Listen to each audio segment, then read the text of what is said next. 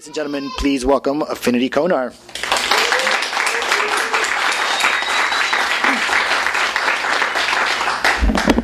Hi, everybody. I'm so grateful to you all for coming out here. I'm just overwhelmed. My parents are here. All this LA writing friends and family. Thank you so much. I really appreciate it. I'm going to be reading from 3 places in the novel, actually. It's told from 2 different perspectives, so I'd like to show a bit of each.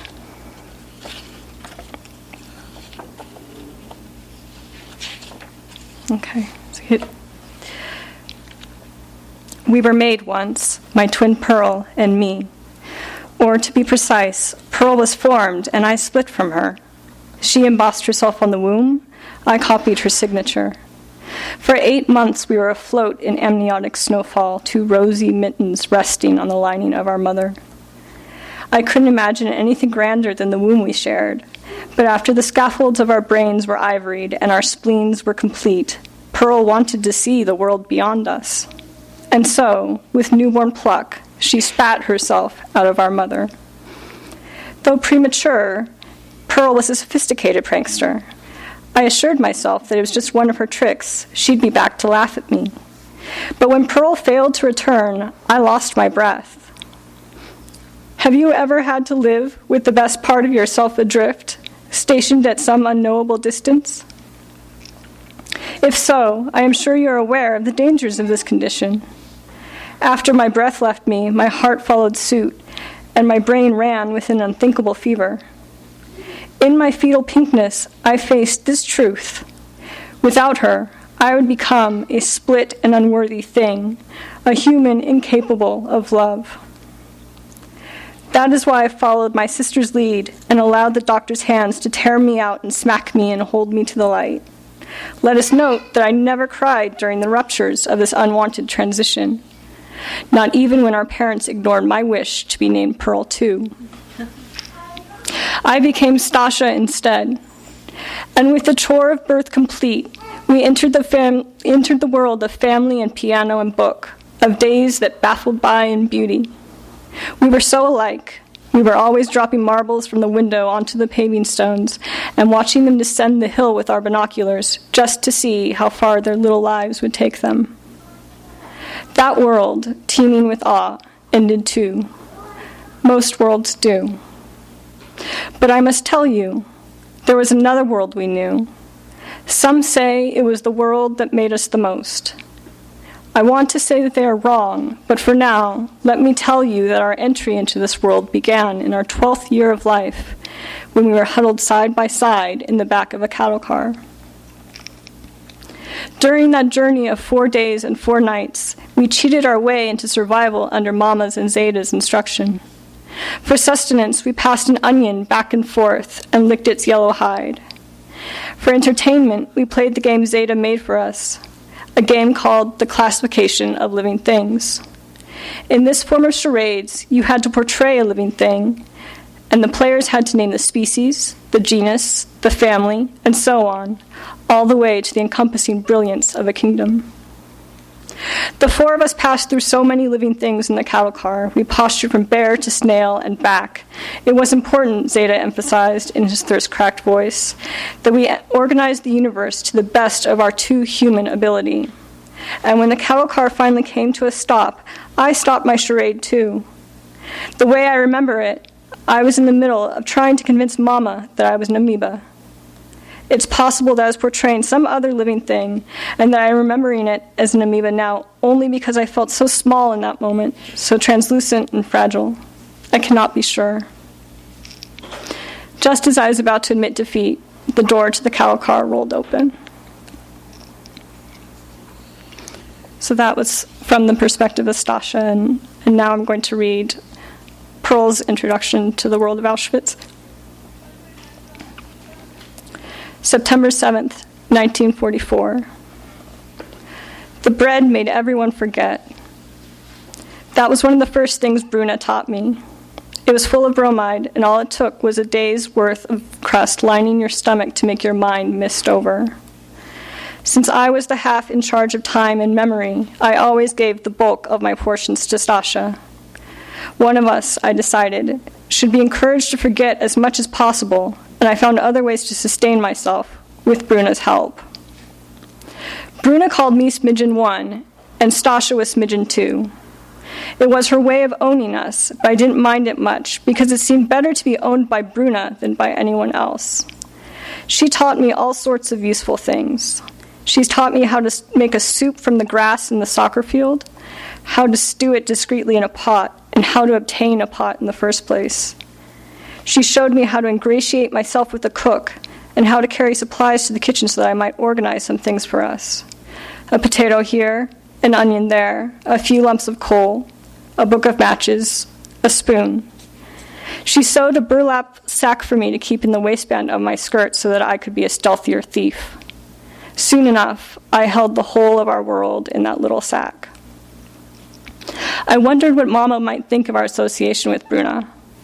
On the outside, I would have feared her, but in a place swarming with treachery, she was family, and we did our best to repay her with our affection.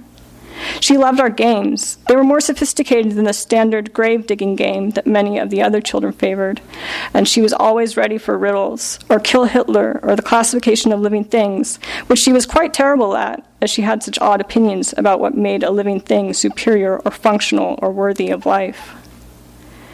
Bruna was only 17, but she'd been in Auschwitz for 3 years and had slunk from labor camp to labor camp for months before that, and so she knew, she assured us, what she was talking about. She said that where we lived was far superior to other sites that were unpaved, their only concrete poured into towers, their only decoration the crook of guns into the sky. More civilized here, she liked to say, but that is not a good thing. She kept herself occupied, this Bruna, and not only with us. She was always leaping up to help one person or to torture another. She was a busybody who presided over everyone. Much of the day, she stood on the top of a barrel outside the girls' barracks, shielding her eyes from the sun with one hand. Nothing escaped her attention. If a nurse wanted something organized for the infirmary, Bruna found it. If a twin was bullying another, Bruna bullied back, with pleasure. If twin's father required a book, Bruna procured it. If someone wasn't a great lover of communism, Bruna helped him or her find that love. Still, even these activities were often not enough to satisfy her restless nature. "I'm bored," she declared on her third day within the zoo. "You should entertain me. I've shown you girls my talents." She turned her pink eyes on me. "Smidgen 2 keeps boasting about your tap dancing." "Stasha is exaggerating," I said. "Show me," Bruna commanded, dismounting from her barrel with a showy jump. "I am a great appreciator of art. My life is proof of that. I stole a paintbrush once. I stole tickets to the ballet. I stole a dozen china figurines from a fine department store. They caught me for that one, but I stole those figurines all the same. I did time, paid penance. I suffered for art, you see, and so you can't refuse me." She regarded me expectantly and then removed a few stones from the dirt before us to prepare a stage. I was shocked when she failed to toss them in the direction of any passerby, as she was known never to waste a potential weapon, but it seemed that she was occupied with a different form of anticipation. "Come now, Pearl," she said. "Show me how you dance. Let me forget a little." "I'm not going to dance here," I insisted. "I have no reason to." "As practice for when we get out," Stasha said, and she bent to clear another stone away. "For the future. I'm in charge of the future, remember?" "I won't," I said. Bruna folded her arms and watched us argue. This seemed entertainment enough for her. But Stasha insisted that I had to practice. I had to make preparations for the life we'd have when the war was over, because my dancing might be the only way to provide for our family once the cities were destroyed and all the dead were counted up, once the fathers never came back and the houses never rebuilt themselves.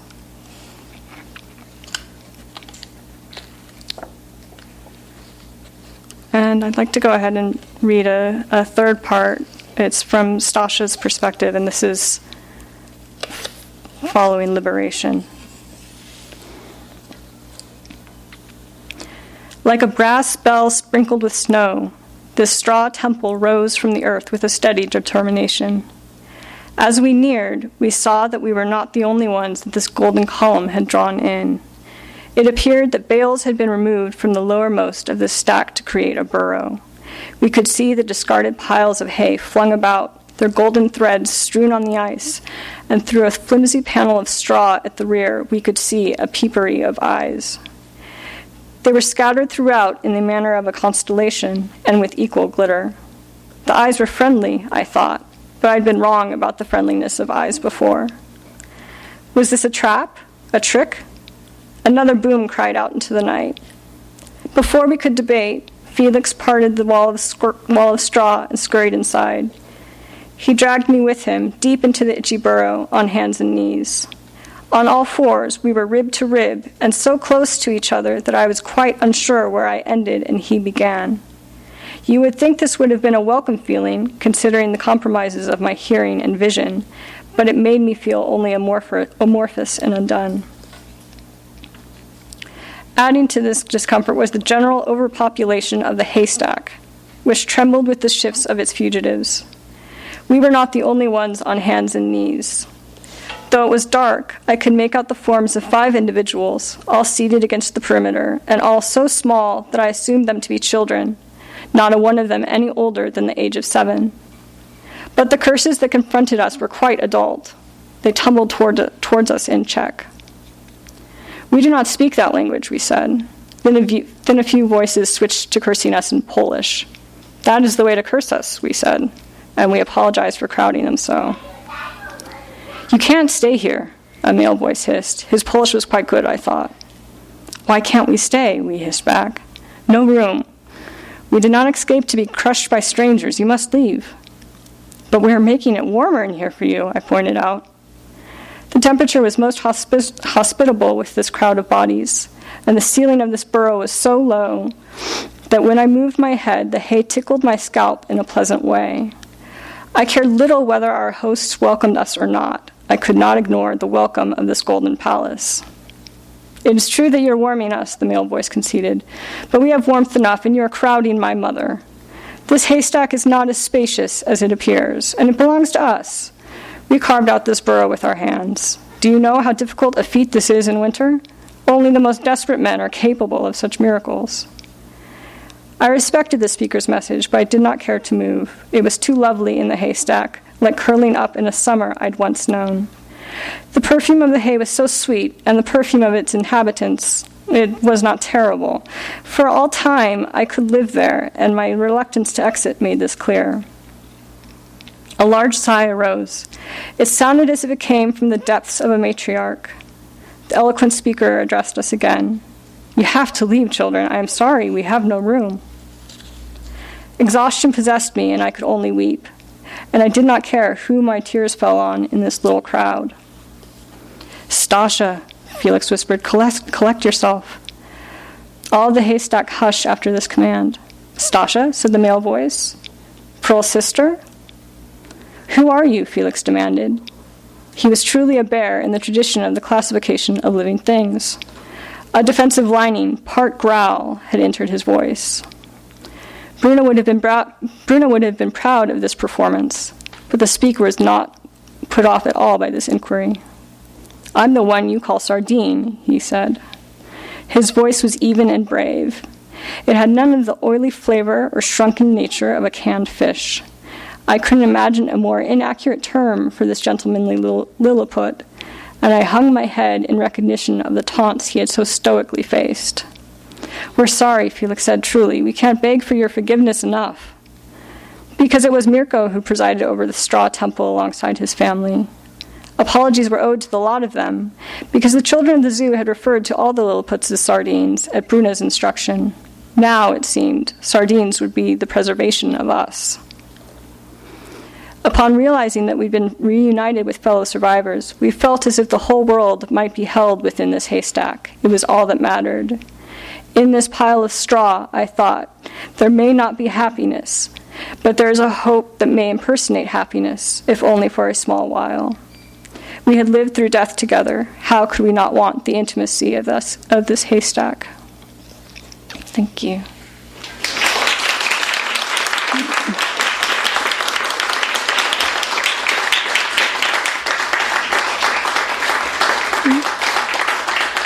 Thanks. Sure. Yeah. Does anyone have any questions they'd like to ask? Yes. So what inspired you and how much research did you do? Oh, that's such a good question that could be answered in so many different ways.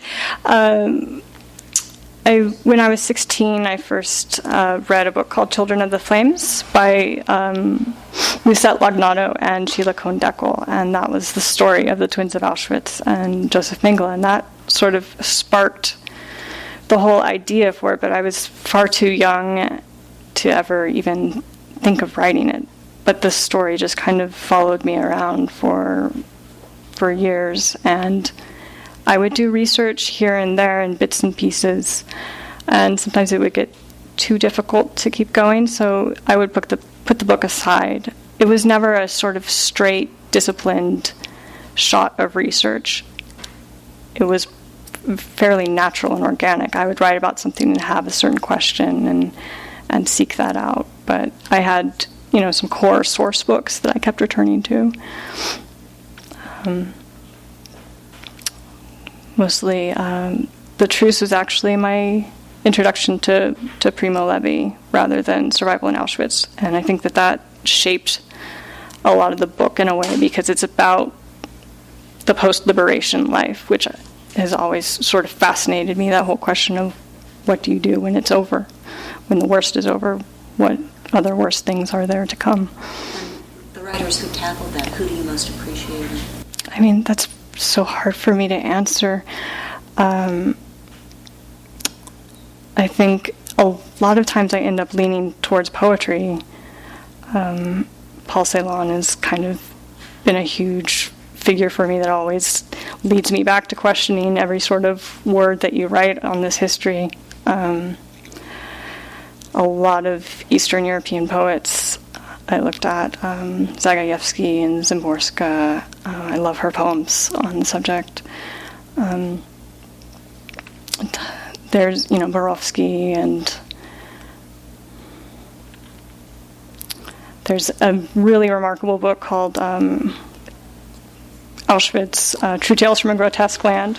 Maybe not the best title. It hasn't circulated very widely, but that book is really special to me because it has kind of like the lightness of like a sort of Yiddish folktale to it while she's speaking about these terrible things, and the author was like a doctor in Auschwitz working closely with Mengele. So that one became very special to me. Writing about the twin relationship is extremely difficult. It's a very unique relationship between each set of the siblings. Do you have siblings? What did you draw from for that particular insight into that relationship? All right, I'm smiling too much because my sister's here tonight, and I just, she's taught me a lot about. Are you twins, or? No, we are not twins. We are twins 8 years apart. I don't know how my parents managed that, but they pulled it off. Sibling bonds are just really important to me, familial bonds, period. It was very daunting taking on the twin relationship because it felt like such a cheat in fiction. Like, I just kept asking myself, how could I justify this kind of relationship? It's just so incredibly loaded. And then you also have like the figure of someone like Mengele, who's the ultimate evil. It just felt like I was taking so many shortcuts to get to sort of drama and emotion. So I read quite a few twin narratives, but I don't claim that I can ever truly understand that. Yes. It's really affected your sentence structure. And I'm just wondering how you think of, and you're mentioning the Yiddish folktale, so I guess you've thought about trauma and style, and could you riff a little bit on writing about trauma?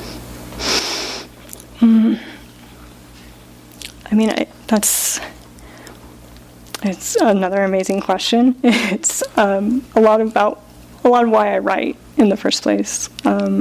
Just sort of an attraction to articulating the unspeakable, and I've always favored writers who take on the things that we don't want to speak about, and I'm fascinated by how an author can write in circles around something, or they can mask something to protect us from it, and then at the right moment take away that mask and ask us to deal with it. I think that's part of why I've always been drawn to Holocaust poetry specifically, is that circling around trauma. So the rhetoric being a circular style, so that whole stylistic impulse, like Hilton Alice, the writing very much in that vein, that circularity that gets you around and around and where you want to go, right? Yeah, I mean, I edit a lot. I edit far more than I write.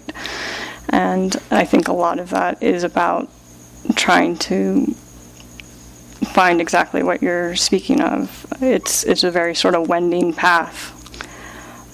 You don't really know how to navigate it, but it designs its own corners in a way. It traps you. We're 70 years removed, and at times it seems surreal to us that it could have happened. Can you describe a little bit about your experience of actually being there recently? No, I think I went with my parents. I don't think I could go any other way, even though them being there made things more difficult too, because you can't step on that sort of ground without imagining being separated from them. And that was to me almost the heaviest part of that experience is just sort of, it never really hit me before that this was a place designed specifically to break up families and future generations. And there was something about walking with them specifically that affected me very deeply in a way that I didn't anticipate. I had spoken to many people about, they'd said, I went and I felt like a sense of catharsis. I felt healed. I felt angry in a way that I needed to feel angry. But I didn't anticipate being struck by that the way I was. And yeah, I'm still unpacking it in a way. It's one of those, it's just the unspeakable all over again. I feel like things are not only not resolved, but you go there and you hear the suggestion of other stories. And that was part of why I was so reluctant at times to write this book, was because not only the legacy of Holocaust fiction in general, but just you can never really fully say what you want about this subject. You're going to look at one story and you're going to think of another. You're going to write about one hero and think of another. You're going to write about one person who was lost or one person who saved people, and there's always so many millions behind them that you're thinking of. So, going to Auschwitz also was just a confrontation of limitations all over again. Yes? Did you find anything redemptive?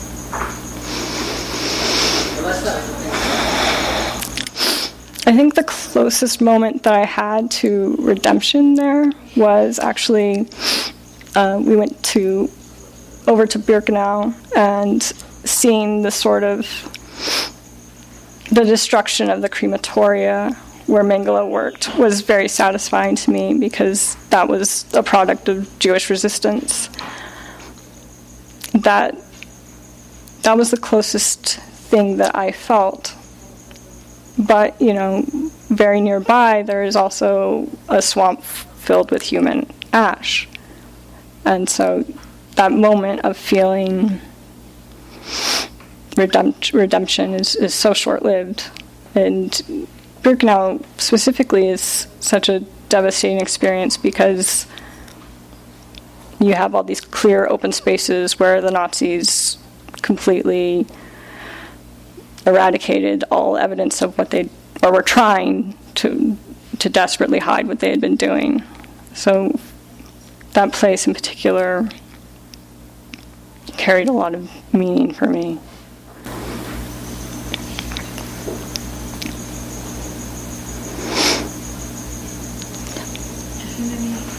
I have not read the whole book yet, but were there parts that you found more difficult to write, or any parts that you really enjoyed writing that maybe were even delightful for you at all? Yeah. No, I feel like there were great satisfactions in writing the book, and that's why I kept coming back to it. And part of it was just like Stasha's voice was really fun for me to write, because she speaks in a lot of riddles, and she's this rebellious dreamer, and I admire the spirit of both of the girls, but obviously you sort of write who you want to be. You can't dream of ever being what your characters are, but Stasha was very fun to write. Pearl was very difficult for me to write. Her voice is clearer, and it has a greater burden to bear witness in a more practical way. Like, her voice is supposed to be very lucid and immediately received in a way that Stasha's is designed to sometimes confuse very deliberately. So for some reason, writing that sort of straightforward fashion is hard for me. It's especially, I guess, with the subject matter. It is easier to write a poetic line trying to capture horror than it is to state very distinctly, this happened, it continued to happen.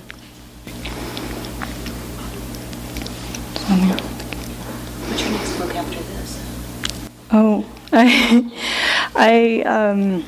could you write about after? That's the big. I think also that might be another reason why I dragged my feet on it so long, because it can only feel to me like sort of a life's work, and that what can you do? So I've been just sort of collaging ideas, but no, it is a big question. And probably why I tried to prolong the writing process in a way, because I'm not quite sure. I tend to write with like dialogue and conversations in my head between characters, and then things sort of sort themselves around that. So I do have some conversations in mind and a sort of general idea of setting, but yeah, I think it's hard to imagine not being attracted to the same themes over and over again, and trauma, as you were saying, is a big theme that I keep returning to. So that's not something I'm able to leave behind even now. You expect to be able to leave it behind, and you find that you can't. Were your characters based on any real people? No, they weren't specifically based on real people, though I could look through my source material, Children of the Flames, and you can see glimmers of them. Like, part of the initial inspiration for the book came from reading this one statement by an 11-year-old boy where he said that all the children in the zoo were given these little pocket knives that they could use to cut their bread. And the pocket knives were very dull, so the Nazis, it was presumed there was no threat to give these children these useless little pocket knives. And this 11-year-old boy just made this statement saying that he kept sharpening that pocket knife over and over because he swore that when the time came, he was going to take at least one Nazi with him. And it was just a remarkable thing for me to read, and that created a character, but they're definitely not based on specific people. They're supposed to stand more as tributes to specific figures. So there are doctors that are inspired by real people, And the twins are, of course, supposed to stand in tribute to the children who became subjects. Ladies and gentlemen, round of applause. Oh, thank you. Thank you for coming.